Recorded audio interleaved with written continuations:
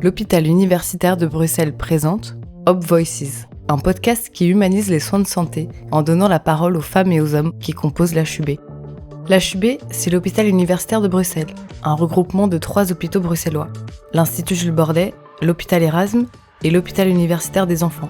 Ensemble, ces 3 institutions rassemblent plus de 6000 collaborateurs et soignent chaque année des milliers de patients.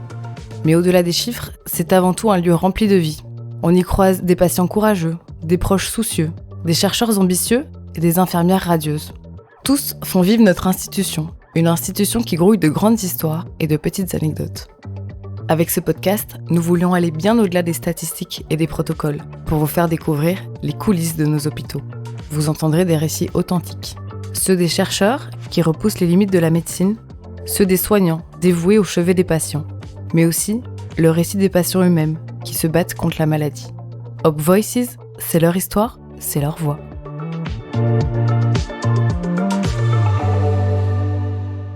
Bonjour à tous, bienvenue dans Hop Voices, le podcast qui met aussi en lumière les parcours de celles et ceux qui prennent soin des autres. Aujourd'hui, on part à la rencontre d'Ayette. Merci Ayette d'être avec nous pour nous partager ton histoire. Je te laisse te présenter en quelques mots. Bonjour, merci tout d'abord de m'avoir permis de participer à ce podcast. Moi, c'est Alala Ayette et je suis infirmière à l'Institut Jules Bordet depuis 17 ans maintenant. Et depuis toujours, je travaille à l'hôpital de jour.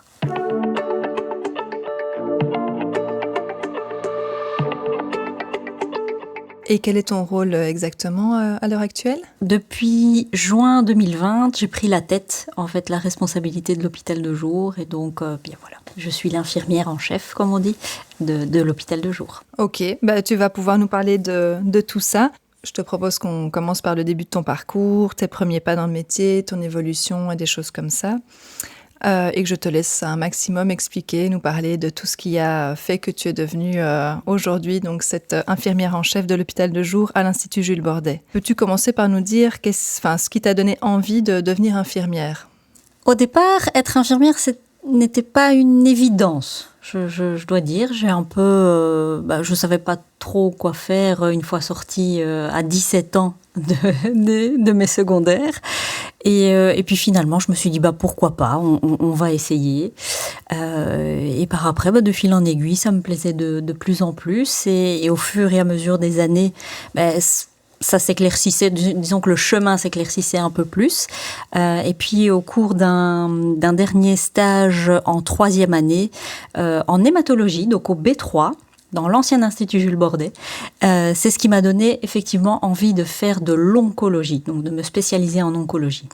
Mais donc tu n'avais pas à la base, tu n'as pas eu cette vocation d'infirmière à 17 ans. Qu'est-ce qui a fait que tu as choisi ces études-là ? Eh bien, c'est un peu par hasard, je dois dire. Mais finalement, je suis pas mal tombée. T'avais un autre rêve d'enfance, une vocation ou quelque chose d'autre qui te trottait en tête avec lequel t'hésitais ? Pas forcément, éventuellement peut-être la médecine, mais puis ça m'attirait de moins en moins. J'aimais beaucoup aussi tout ce qui c'était s'occuper des animaux, donc plutôt vers la médecine vétérinaire, mais j'avoue avoir peur de certains animaux, donc c'était pas possible, clairement.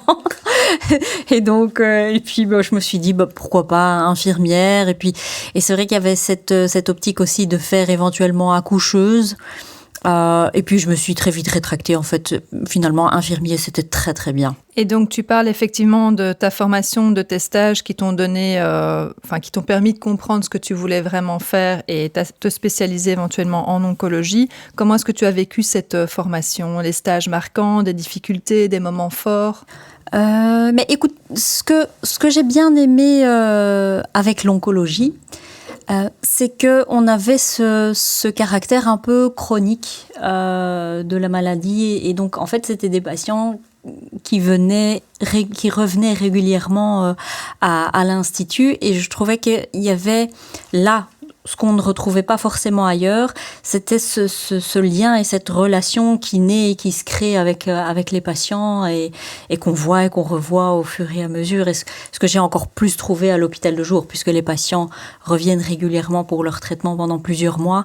Et donc, il y a vraiment cette relation qui naît, qui se crée avec des petites affinités et puis un chouette suivi aussi, puisque c'est vraiment sur le long terme, ou en tout cas le moyen et long terme. Est-ce que tu as un souvenir d'un moment fort que tu as vécu pendant ces stages ou pendant ta formation ? En hémato, effectivement, donc à partir du moment où effectivement j'ai décidé de faire une spécialisation en onco, c'était surtout pas forcément de patients en particulier, mais il y avait surtout le jeune âge des patients qui me dit bon, là il y a beaucoup de choses à faire pour bien les accompagner. Oui.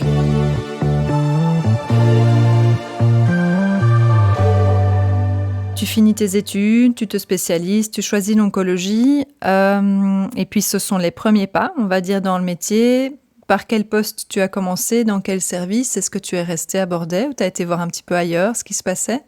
Et j'ai été très fidèle en fait, et je suis d'ailleurs toujours très fidèle à l'Institut parce qu'en fait pendant la première année de spécialisation j'ai fait un stage en hôpital de jour, donc à l'époque c'était au 8e étage avec Madame Brigitte Fernès que je salue, j'en profite de ce podcast pour la saluer et puis elle m'a proposé, à la fin de mon stage elle m'a proposé un poste tout simplement à l'hôpital de jour et puis je ne l'ai jamais quitté.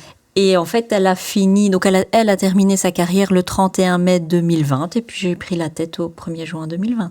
Ok. Et quelles sont tes premières impressions du terrain ? Est-ce que tu as des anecdotes marquantes au niveau de tes débuts ? Quelque chose qui s'est passé en particulier ? Oh bon, on a toujours des petites anecdotes, hein, ça c'est sûr. On a des moments très très très chouettes, des moments beaucoup plus émouvants. Bon, quand on pense à certains patients, et bon voilà, ils sont quand même très très très attachants. Des moins bons moments, effectivement. Bon ça c'est comme ça. On arrive dans une équipe, puis bon, c'est vrai que les patients viennent pas de gaieté de cœur à l'hôpital de jour, donc c'est toujours un peu un contexte un peu tendu. Mais rien comme ça en particulier. Mais en tout cas, il y a rien qui m'a fait prendre mes jambes à mon cou et partir.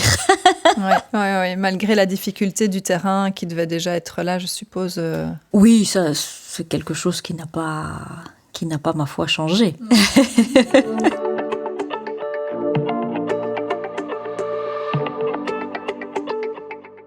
Et par rapport donc à ton évolution professionnelle, donc si je comprends bien, là on est sur vraiment un parcours, comme tu disais, très fidèle.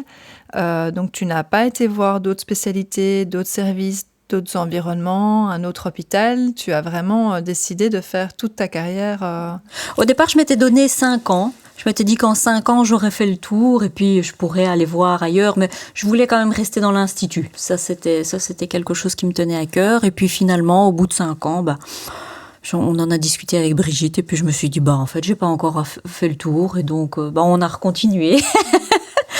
Et par la suite, au fur et à mesure, elle me poussait à faire mon master en santé publique, justement pour prendre la tête de l'hôpital de jour une fois qu'elle serait partie. Au départ, j'ai dit non, parce que ça m'intéressait pas du tout. Et puis, de fil en aiguille, elle a su me convaincre.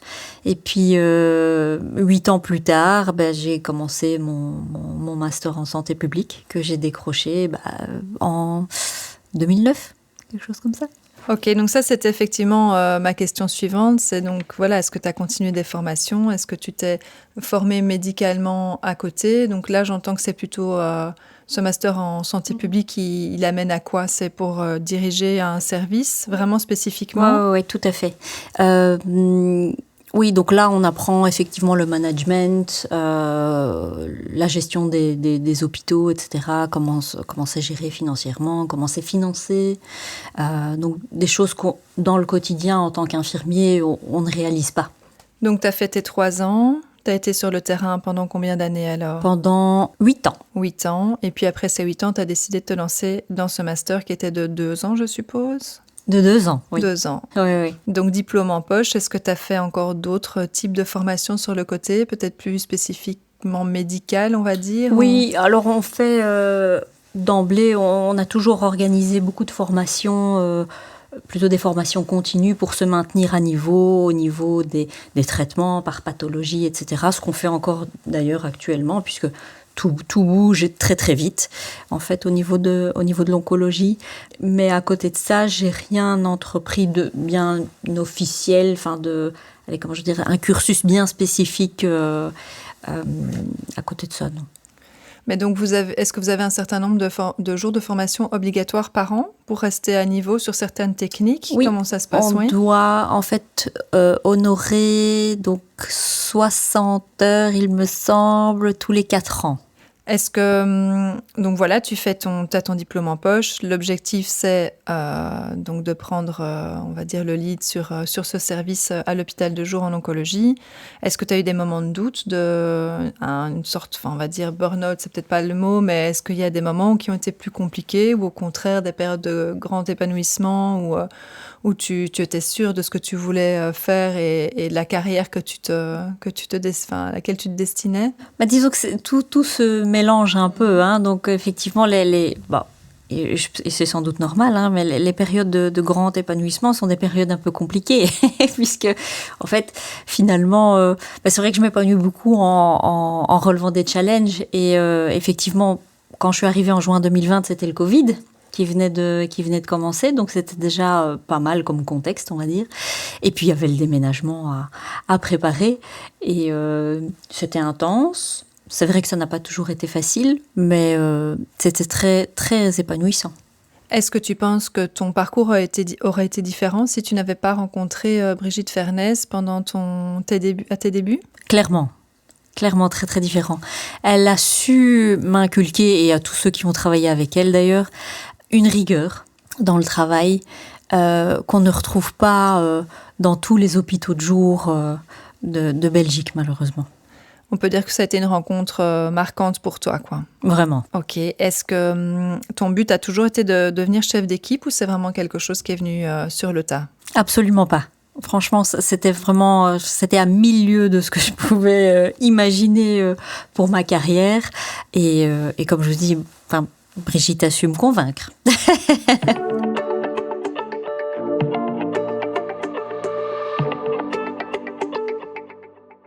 Et aujourd'hui, est-ce que tu vises, on va dire, encore plus haut? Ça pourrait être quoi la suite pour toi? Pour le moment, comme je dis, je n'ai pas encore fait le tour de mon poste de responsable à l'hôpital de jour.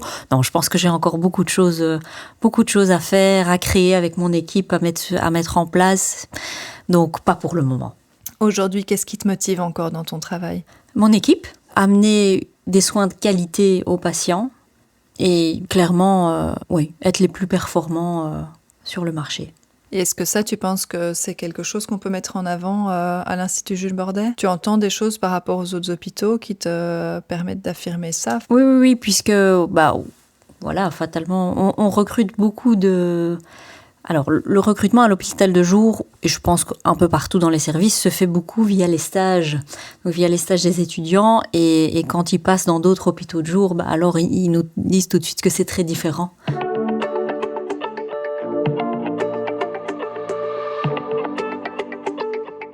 Quelle serait ta vision du rôle de l'infirmière dans la société aujourd'hui?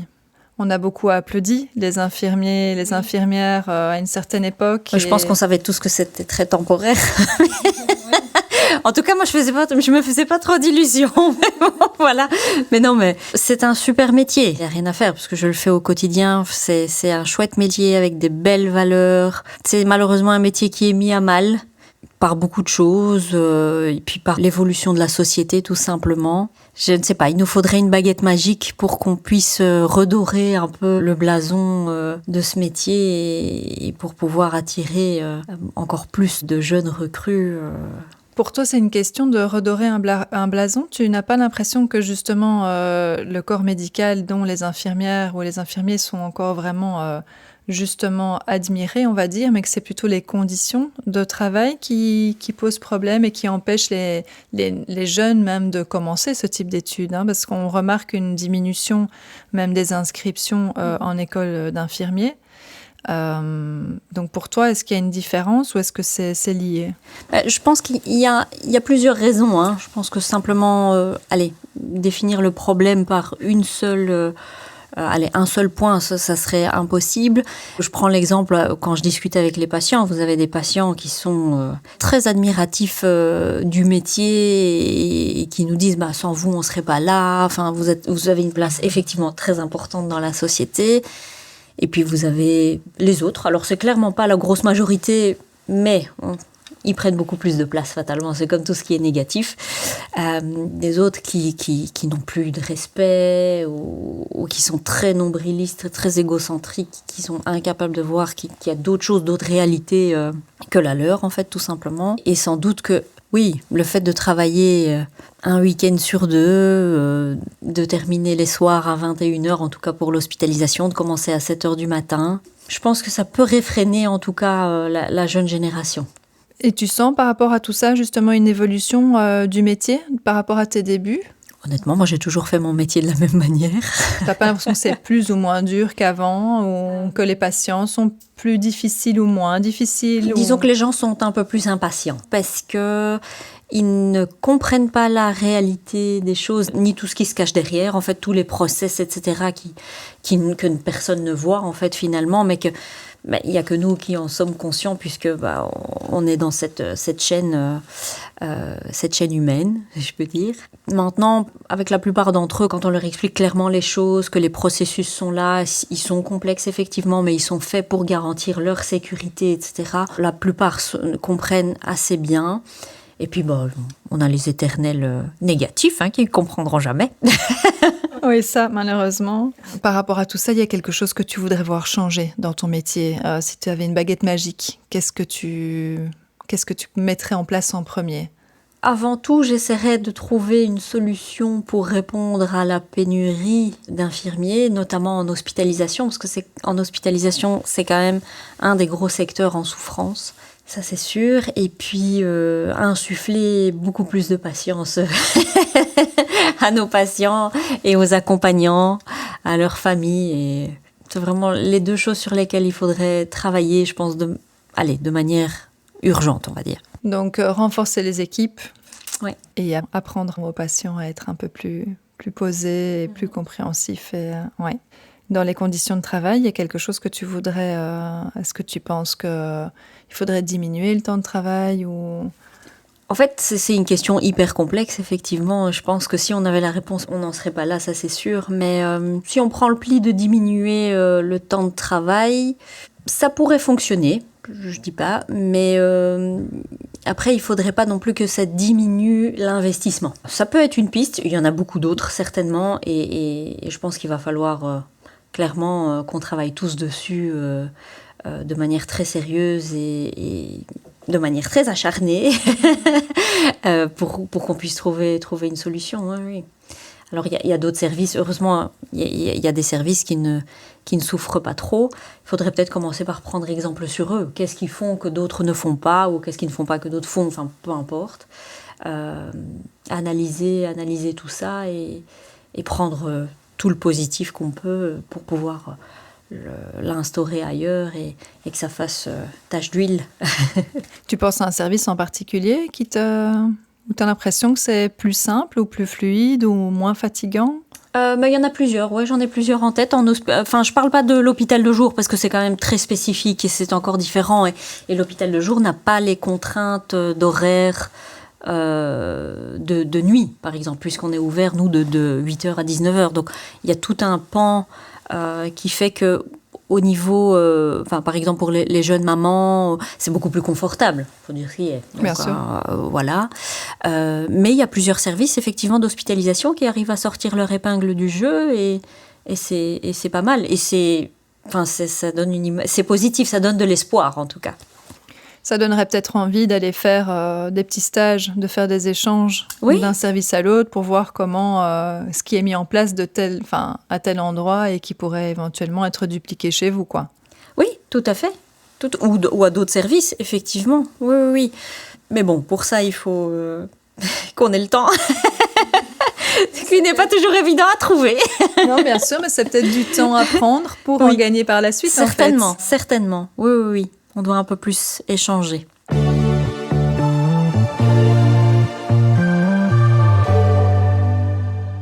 Est-ce que tu as une journée type? Alors, je me doute qu'elles sont toutes différentes, mais est-ce que tu as un petit rituel à partir du lever chez toi jusqu'à l'arrivée à l'hôpital, ta journée, ton retour? Alors, le réveil, voilà, de temps en temps, c'est plus difficile que... c'est plus difficile certains jours que d'autres. Mais voilà, en règle générale, je suis contente. Allez, je pars avec un bon entrain. Donc, je sors de mon lit avec entrain. On va dire ça comme ça. Donc, ensuite, je me prépare. Une fois que c'est fait, je prépare mon sac, etc. Donc, je ne prends pas le temps de déjeuner chez moi. Ça, voilà. Ce qui n'est pas toujours une bonne chose, mais bon, voilà, peu importe. Je prends les transports en commun. Donc, je prends 2 métros différents. Et ensuite, une fois que j'arrive, en règle générale, je passe par les 2 hôpitaux de jour pour saluer les personnes qui sont déjà présentes. Et ensuite, mon petit rituel, moi, c'est plutôt le thé. Donc, c'est pas le café, mais c'est plutôt une bonne tasse de thé. Et ensuite, on est parti pour la journée. Ça dépend un petit peu de la journée, évidemment, mais comme tu dis, il peut y avoir plein de choses différentes qui peuvent se passer. Et une fois que je sors de l'hôpital, en général, j'ai mon sac à dos dans mon vestiaire et en général, je file vers la salle de sport. Donc, ta manière peut-être d'évacuer un petit peu c'est important, journée. C'est hyper important, donc oui. Mais pendant donc ta journée en tant qu'infirmier vraiment sur le terrain, tu vas peut-être, j'entends que c'est plutôt les soins le matin, l'après-midi tu vas peut-être plutôt faire tout ce qui est papier administratif en tant que chef de... Non, le fait de regrouper les deux était toujours un peu compliqué, donc j'ai des jours où je suis détachée, où je ne fais que de l'administratif et puis du jour où je ne suis que sur le terrain avec mes collègues. Et là c'est à raison de 2 ou 3 jours semaine avec les patients et avec les collègues.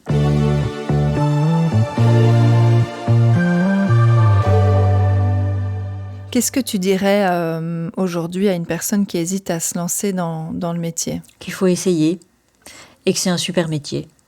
Et est-ce que tu aurais un conseil ou que tu aurais aimé recevoir un conseil en début de parcours qui t'aurait permis d'affronter différemment les choses peut-être? Non, pas vraiment, parce que honnêtement, je pense avoir rencontré les bonnes personnes en fait directement, notamment Brigitte. Brigitte revient souvent. Oui. J'espère qu'elle nous écoutera. Bon, on lui donnera. On va lui donner bien.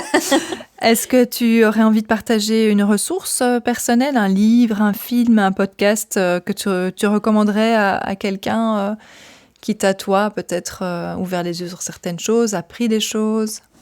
Si je dois partager quelque chose, ça serait, et vous me direz c'est peut-être un peu bateau, mais aller faire du sport, ça apporte énormément. Ça vide la tête, ça la remplit de bonnes ondes, donc, et de bonne énergie.